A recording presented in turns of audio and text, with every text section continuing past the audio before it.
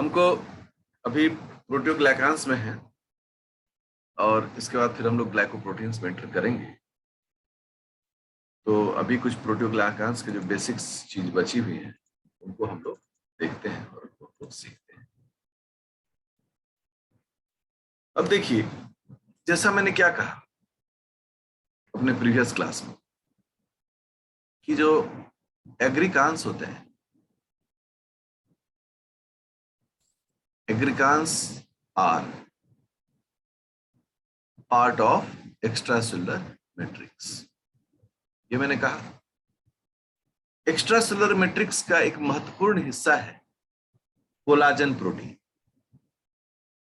तो collagen protein is important part of extracellular matrix, ECM. So aggrecan जो है, aggregans interact with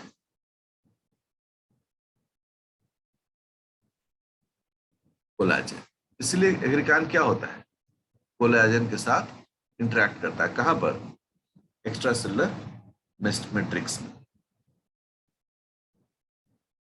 अब हम लोग का एक पॉइंट है कि what is the role of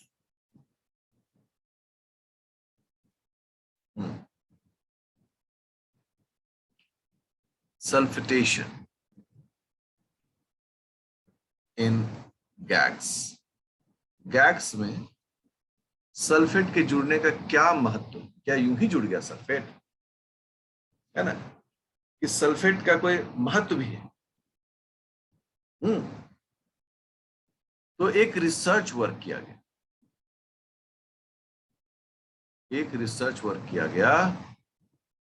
एक चूहा था। आप जानते हैं ज्यादातर रिसर्च वर्क चूहों पर ही होता है, ठीक है। ये चूहा है, चूहा। और इस चूहा पर क्या किया गया कि इस तरह से मेथड्स को डेवलप किया गया, इसमें लैक ऑफ सल्फेटेशन इस चूहा में जब लैक ऑफ सल्फेटेशन नोटिस किया गया गैग्स में, इसका रिजल्ट साइंटिस्ट ने क्या देखा कि जिस चूहा में गैग्स में लैक ऑफ सल्फेटेशन था, उस चूहा में kidney and other vital organs, liver, ये सब become डिसऑर्गेनाइज्ड। मतलब वो एकदम गड़बड़ हो गया रे बाबा, और चूहा क्या हो गया? डाइट, मर गया, because of the organ failure. तो साइंटिस्ट लोग लगा कि अरे बाबा, इसका मतलब है ये जो सल्फेटेशन है ये तो बहुत जरूरी है। अगर ये सल्फेटेशन ना हो तो मौत तक हो सकता है। तब सवाल आया कि तब क्या इस सल्फेटेशन का रोल? वैज्ञानिकों ने गौर किया कि जो डेराइव्ड मोनोसेक्राइड्स है, डेराइव्ड मोनोसेक्राइड्स,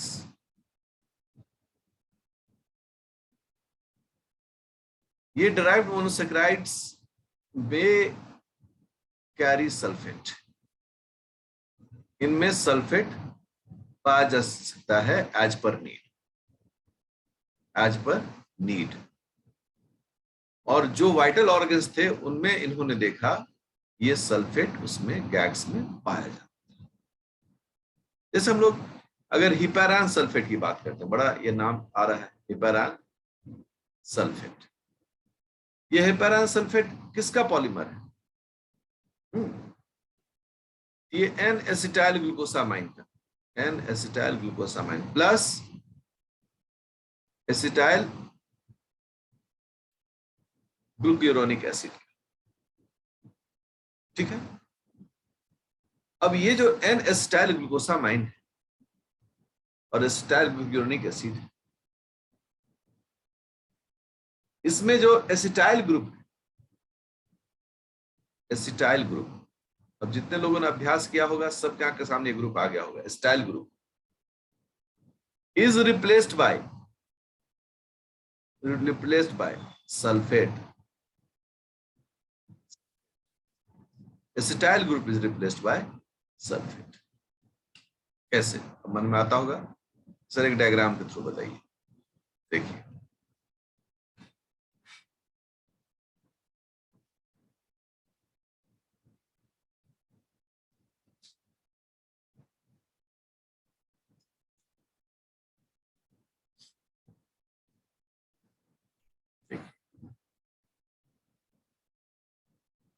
ये N हो गया और ये हो गया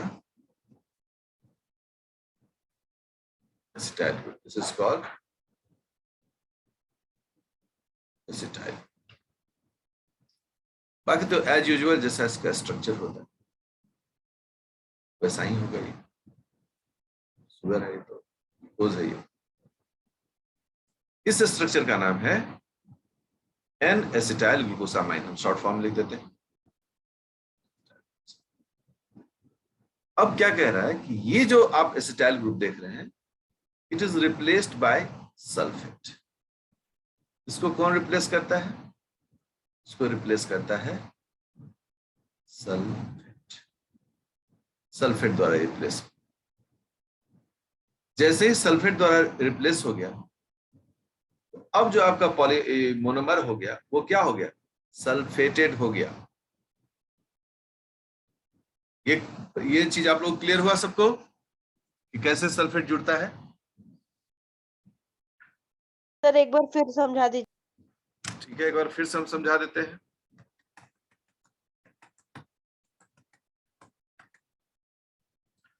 ये है एन एसिटाइल ग्लूकोसामाइन और इस एन एसिटाइल ग्लूकोसामाइन में ये जो एसिटाइल ग्रुप है इसको हटाकर सल्फेट ग्रुप यहां जुड़ता है। इसके लिए एक एंजाइम की जरूरत पड़ती है। बिना एंजाइम के मदद से यह काम नहीं होता है और उस एंजाइम का नाम है N sulfotransferase. Sulfotransferase, sulfotransferase. एक बार मेरे साथ बोलिए सब लोग। N sulfo sulfotransferase. हाँ, और दूसरा एंजाइम जो है यहां पर वह है एन डी एसिटाइलेज। सब लोग नाम बोलिए। Acetylase, good. अब देखो सबसे पहले क्या होता है? सबसे पहले एन डी एसिटाइलेज इस पर काम करता है, इसको यहां से हटा देता है। हटा देता है इस एसिटाइल ग्रुप। ये हो गया, रिमूव हो गया एसिटाइल ग्रुप। अब इस एंजाइम का काम खत्म। अब आता है एन सल्फो ट्रांसफरेज और वो यहां पर क्या किसको जोड़ देता है? इस प्रकार से यह 2 स्टेप में ये टोटल काम जो है वह संपन्न होता है। पहला जो एंजाइम है उसका नाम क्या है? उसका नाम है एन डी एसिटाइलेज। वह क्या करता है? यहां से एसिटाइल ग्रुप को हटाता है। और फिर दूसरा एंजाइम क्या है? N sulfotransferase. वह क्या करता है? यहां पर सल्फर ग्रुप को जोड़ता है। जैसे ही ये जुड़ गया वैसे ही इसका नाम पड़ जाता है एस। यहां पर एस लोग डाल देते हैं, मैं इसको ब्लैक से ही लिख देता हूं। इसी नाम में कुछ नहीं करना होता, यहाँ एस जोड़ना होता है। नाम में कोई बदलाव करने की जरूरत नहीं है क्योंकि अब एसिटाइल ग्रुप नहीं है, लेकिन फिर भी लोग इसका नाम बदलते नहीं है। ठीक है ना? तो ये हो गया एन सल्फोनेट ग्लूकोसामाइन। तो ये जो स्ट्रक्चर है इस तरह से बनता है जी। साइंस है, मैंने स्ट्रक्चर के साथ दिखाया आप लोगों को। आप अगर इस स्ट्रक्चर को गौर करेंगे, इसमें आपको किन बातों पर ध्यान देना चाहिए?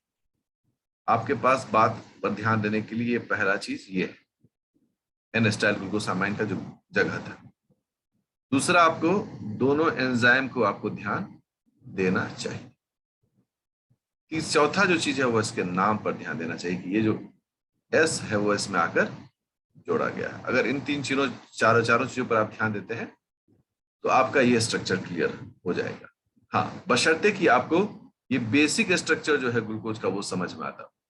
अब जो विद्यार्थी इसी का अभ्यास नहीं किया होगा, सो कर समय बिताएगा, नहीं चलेगा। ठीक है, अब हम लोग इस बिंदु पर आगे की ओर बढ़ते हैं और क्या देखते हैं कि जो ये सल्फेटेड पार्ट होते हैं, सल्फेटेड पार्ट, इसको हम लोग एस डोमेन भी कहते हैं। एस डोमेन इसलिए कहते हैं ये वो जगह है जहां पर सल्फेट है, this is called S domain. और जहां नहीं ये होता है, नॉन सल्फेटेड पार्ट, उसको हम लोग कहते हैं एनएस डोमेन। बड़ी परेशान करेगा, ये क्वेश्चन में आता है और विद्यार्थी का दिमाग झन्ना जाता है कि एनएस डोमेन क्या हो गया। एन मतलब हो गया नन, एस मतलब हो गया सल्फेटेड डोमेन। डोमेन का मतलब होता है आपका इलाका, जैसे आप जहां बैठे हैं वो आपका डोमेन है। ठीक है, अब ये बहुत महत्वपूर्ण है इन चीजों को सीखना। ध्यान देंगे तो रिजल्ट क्या होगा कि ये एस डोमेन एनएस डोमेन अगर यहां नहीं समझ में आएगा, पूरे बायोलॉजी में नहीं समझ में आएगा। फिर आप बोलेंगे कि यार मुझे तो कुछ समझ में ही नहीं आ रहा है। ये डोमेन्स जो होते हैं ना, अब देखो सब लोग अच्छे से देख, एक बार में समझा, एक बार में रेडी हो जाओ सब लोग। ये दो प्रोटियोग्लाइकान्स हैं, इनमें कुछ कमरे बने हुए हैं दोनों में।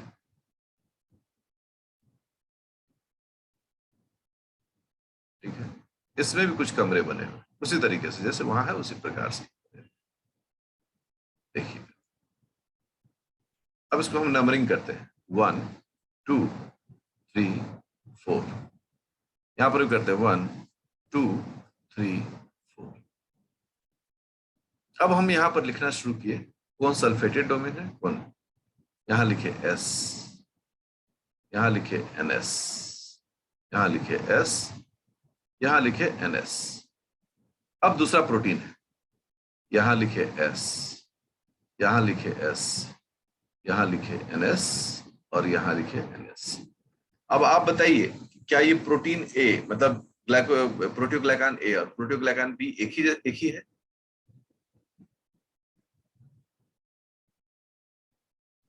हाँ या ना? No sir. No sir. No sir. पहला सवाल आपने कहा नो सर, बिल्कुल सही। अब दूसरा सवाल है कि दोनों प्रोटीन में एस डोमेन और एनएस डोमेन की संख्या बराबर है, राइट और रॉन्ग? Yes yes sir. बिल्कुल, सर। दो एस डोमेन है और दो एनएस डोमेन, बट फिर भी ये दोनों एक दूसरे से डिफरेंट हैं। क्यों डिफरेंट है? क्योंकि पैटर्न ऑफ अरेंजमेंट जो है, pattern of arrangement of S domain या फिर एनएस डोमेन भी कह सकते हैं, वो क्या है, डिफरेंट है। ये बहुत महत्वपूर्ण बात मैंने बोला है जी, है ना। ये दोनों का डिफरेंट अरेंजमेंट पैटर्न जो है, उसके कारण जो ये प्रोटियोग्लाइकान्स होते हैं वो डिफरेंट होते हैं।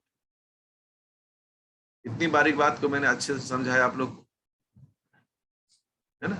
अगर आप इसको फॉलो कर लेंगे और कोई भी पूछेगा कि दो जो गैग्स हैं या दो जो ऐसे प्रोटियोग्लाइकान्स हैं, उन दोनों में डिफरेंस का एक बहुत बड़ा कारण क्या होता है, हम लोग बोलते हैं pattern of arrangement of S domain या एनएस डोमेन। ठीक है, अगर ये हम समझ गए तो हमारा आधा काम यहां पर पूरा हो जाता है। अब देखो हमने इसलिए पहले दिन ही पूछा था कि कितने लोग कॉन्जुगेट शुगर पढ़े हो। आप में से मैक्सिमम लोगों ने कहा कि, मतलब मैक्सिमम क्या, लगभग सब लोगों ने कहा कि हम लोग सर ऐसा कुछ भी नहीं पढ़े। तो मैंने कहा कि सावधानी से बच्चे की तरफ पढ़ना शुरू करिए सब लोग, ठीक है, बच्चे की तरफ। ये जो पढ़ा रहे हैं ना, ये सेल सेल कम्युनिकेशन, ठीक है ना, cell cell communication, immune system के लिए एकदम महत्वपूर्ण है। जो विद्यार्थी का ये क्लियर नहीं है S domain N S domain, कई जगह पर उसको समझ में ही नहीं आता है कि ये, क्योंकि इम्यून सिस्टम या सेल सेल इंटरेक्शन इसका यूज करते हैं लोग।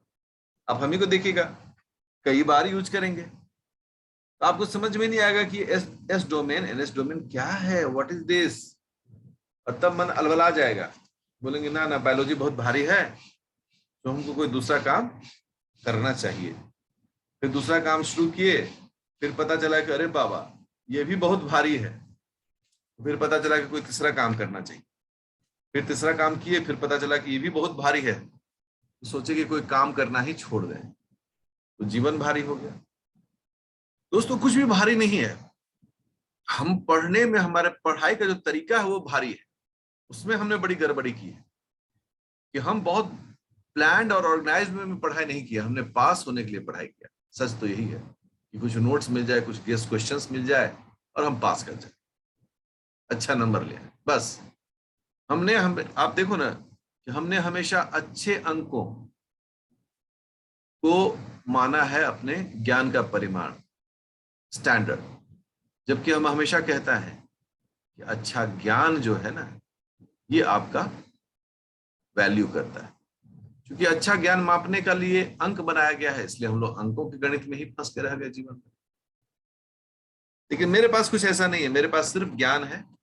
खूब लीजिए ज्ञान, लीजिए, बांटिए, अपने आपको पढ़ाइए, अपने दोस्तों को बिठा के पढ़ाइए, चलो आज तुम लोग गैग्स पढ़ाते हैं, देखो कैसे होता है।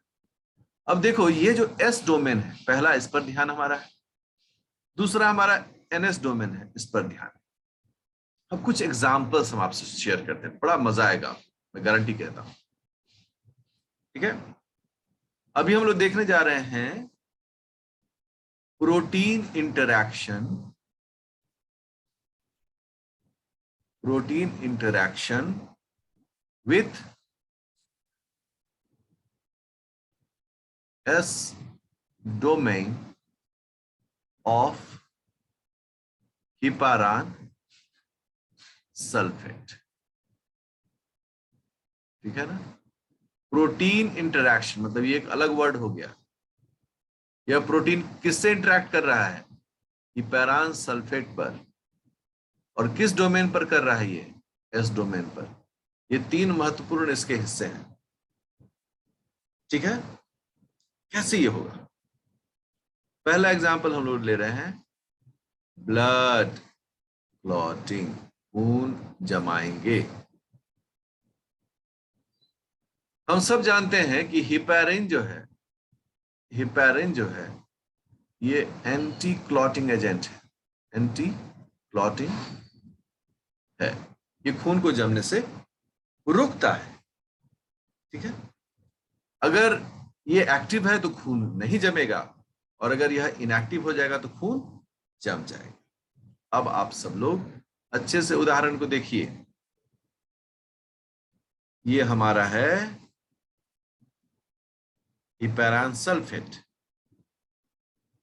हिपैरान सल्फेट, ठीक है, ये हमारा हिपैरान सल्फेट। और इस हिपैरान सल्फेट में दो ठो एस डोमेन, एक यहां एस डोमेन है, सल्फेटेड डोमेन, और एक यहां एस डोमेन।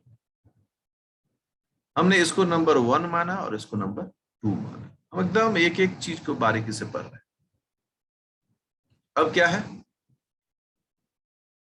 कि ये दो फैक्टर हैं यहां पर ब्लड में, ठीक है, इसको हम लोग कह रहे हैं एटी। और एक फैक्टर है, आप लोग ब्लड क्लॉटिंग पढ़े होंगे सब लोग, एक और फैक्टर है, और उस फैक्टर को हम लोग बोलते हैं ब्लड क्लॉटिंग फैक्टर 10A, इस फैक्टर का नाम है 10A।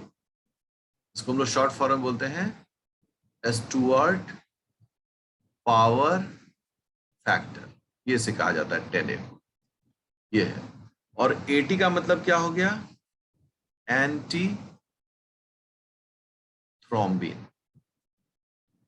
हम सब जानते हैं कि थ्रोम्बिन बहुत जरूरी है ब्लड क्लॉटिंग के लिए, लेकिन हिपैरिन को दूसरे वर्ड में हम लोग क्या कहते हैं? हिपैरिन को दूसरे वर्ड में हम लोग कहते हैं एंटी थ्रोम्बिन।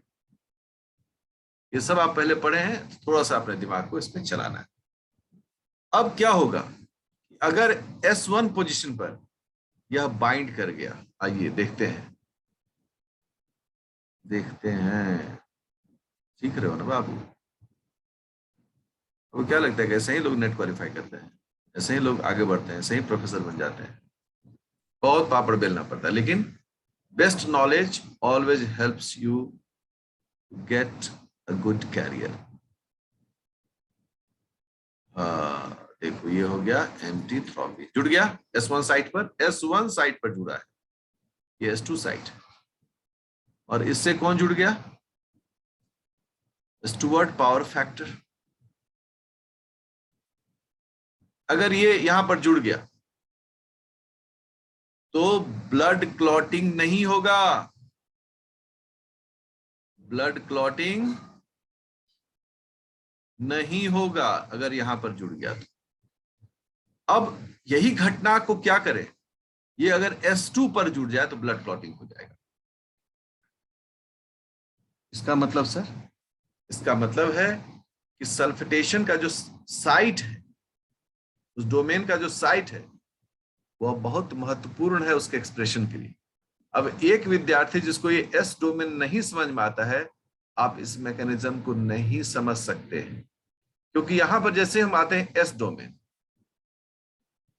ठीक है ना, यही बना हुआ डायग्राम S डोमेन, तो हम क्या समझते हैं इसको? यह हिपैरान सल्फेट है, हिपैरान सल्फेट है। हिपैरान किस चीज से बना है? हिपैरिन से बना है। इसमें क्या है? इसमें एन एसिटाइल ग्लूकोसामाइन है प्लस एसिटाइल ग्लूक्यूरोनिक एसिड है। इस एन एसिटाइल ग्लूकोसामाइन में एसिटाइल को रिमूव करके वहां पर सल्फेट जुड़ जाता है, और इस सल्फेट जुड़ने के लिए यहां पर दो एंजाइम होता है, एक एन डी एसिटाइलेज और दूसरा एक N sulfotransferase. My dear students, आप सिर्फ इतना थोड़े देख रहे हैं, आप ये भी जानते हैं, आप ये भी जानते हैं, आप ये भी जानते हैं, और आप ये भी जानते हैं।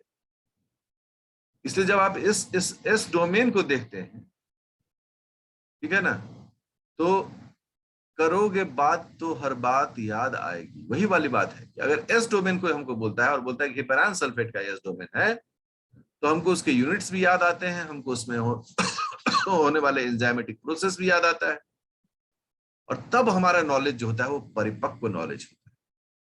इसलिए मांझने की जरूरत है, खूब बढ़िया से मांझिए। और एक और एग्जाम्पल समझाते हैं। एक तो ब्लड क्लॉटिंग समझो, एक है प्रोटीन प्रोटीन इंटरेक्शन। हम सब जानते हैं कि दो प्रोटीन आपस में क्या करते हैं? इंटरैक्ट करते हैं। Interaction, protein protein interaction. Let's see this example, ठीक है। वही हिपैरान सल्फेट है और उसमें एस डोमेन है। हम यहां पर S1 लिख दे रहे हैं और यहां पर S2 लिख दे रहे हैं, मतलब पोजीशन भी लिख दे रहे हैं।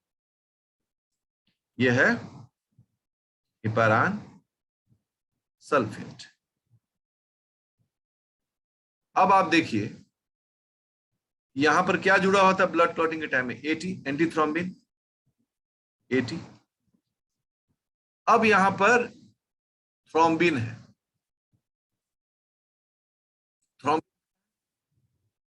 थ्रोम्बिन एक प्रोटीन है, अब प्रोटीन, या फिर इसको हम बोलते हैं enzyme. What is the role of thrombin? Thrombin जो है वो फाइब्रिनोजेन को एक्टिव करता है। किस चीज में? फाइब्रिन में, और जैसे ही फाइब्रिन होता है ब्लड क्लॉट कर जाता है। यही बेसिक इसका एग्जाम्पल है। तो थ्रोम्बिन जो है is acting like an enzyme, so यह एक एंजाइम है। अब यदि सिस्टम में थ्रोम्बिन आ गया है तो ब्लड क्लॉटिंग होना चाहिए। अब यहां थ्रोम्बिन को एक डायग्राम से रिप्रेजेंट करते हैं। तो देखिए कैसे डायग्राम बना रहे हैं। स्टडी मटेरियल में है सब, आप देखिएगा इसको। लेनिंजर में भी ये चीज है, वहां से भी आपको मिलेगा। This is called thrombin. ये थ्रोम्बिन है। अब तक हम क्या देखे थे ब्लड क्लॉटिंग वाले में, इसी जगह पर कौन जुड़ जाता है, फैक्टर नंबर 10A, और ये ब्लड क्लॉटिंग नहीं होता है। अब क्या है कि फैक्टर नंबर 10A यहां से हट चुका है, और अब इसमें कौन जुड़ने वाला है, अब इसमें जुड़ने वाला है थ्रोम्बिन। देखिए क्या होगा। आपने कभी नहीं सोचा होगा कि एस डोमेन को हम कितनी गहराई से पढ़ेंगे और सीखेंगे। अभी देखिए आपको पढ़ने और सीखने का कितना अच्छा मौका मिलता है। ये देखिए एस डोमेन 1, एस डोमेन 2। अब यहां पर 1 पर तो एंटी थ्रोम्बिन है 80, और यहां देखिए अब इससे कौन जुड़ गया, अब इससे जुड़ गया थ्रोम्बिन। ये हो गया थ्रोम्बिन, ये फैक्टर 2 कहलाता है। जैसे ही ये जुड़ जाएगा ब्लड क्लॉटिंग स्टार्ट्स।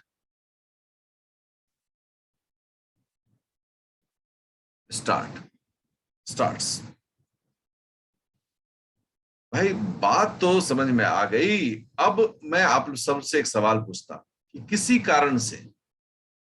कारण से अगर यहां से S2 हट जाए तो क्या ये घटना होने के बावजूद ही ब्लड क्लॉटिंग होगा, हाँ या ना? Yes sir. नहीं होगा। नहीं क्यों? होगा सर। क्योंकि यहाँ डोमेन है ही नहीं। यहां तो डोमेन ही नहीं है। ये ढूंढेगा कि मेरा एस डोमेन यहां कहां है। रिजल्ट क्या होगा, ब्लड क्लॉटिंग फेल कर जाएगा। तो यहां महत्व किसका है, एस डोमेन का। अगर यहां एस डोमेन 2 नहीं रहेगा ब्लड क्लॉटिंग नहीं होगा। भाई साइंस है, आपको समझना पड़ेगा सब चीजों को।